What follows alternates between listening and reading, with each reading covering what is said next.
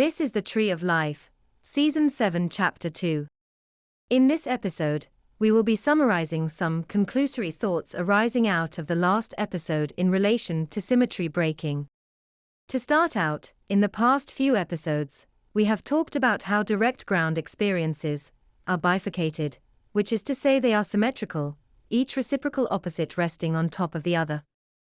To explain again, in one variant person one reciprocates, in the second person two does, whilst the other initiates. Now, affirmational structures were said to affirm both experiences through reciprocation. What this tells us is that the 9 dialogues corresponding to 9 intersections corresponding to 9 impulses, or plates of expression, is a 9-fold affirmational structure, which is bidirectional, meaning that it asserts affirmation in both directions of action according to each actor. In other words, each narrative or affirmation is an experience channel for expression, subject to the affirmational structure, which is 9-fold. Each intersection is thus chiral, or bidirectional.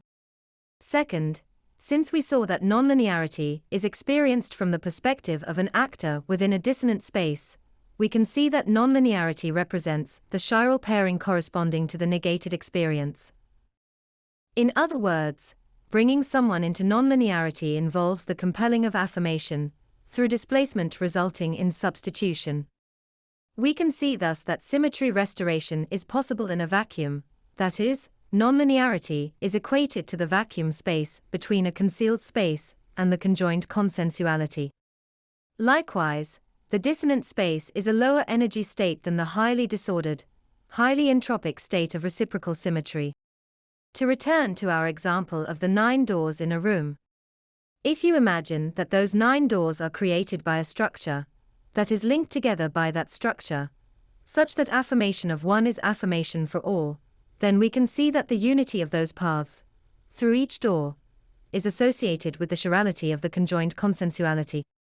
Likewise, the divergent path, represented by the dissonant consensuality, which is occupied by substitution through negation of one of the chiral direct ground experiences, reveals that the one path or door is in fact 9. Thus, when one is negated, all are negated.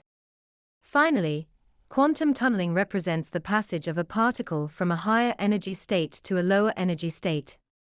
Just as through symmetry breaking, we can see the transition of self from conjoined space to dissonant space. Thus, it becomes possible to see that just as symmetry breaking generates path divergence, or the substitution of a self from the conjoined space into a dissonant consensuality, so too can we see that retrocausal events are possible for the same reason, as a manifestation of the transition of a conjoined self to a dissonant consensuality. That's the end of the podcast for today.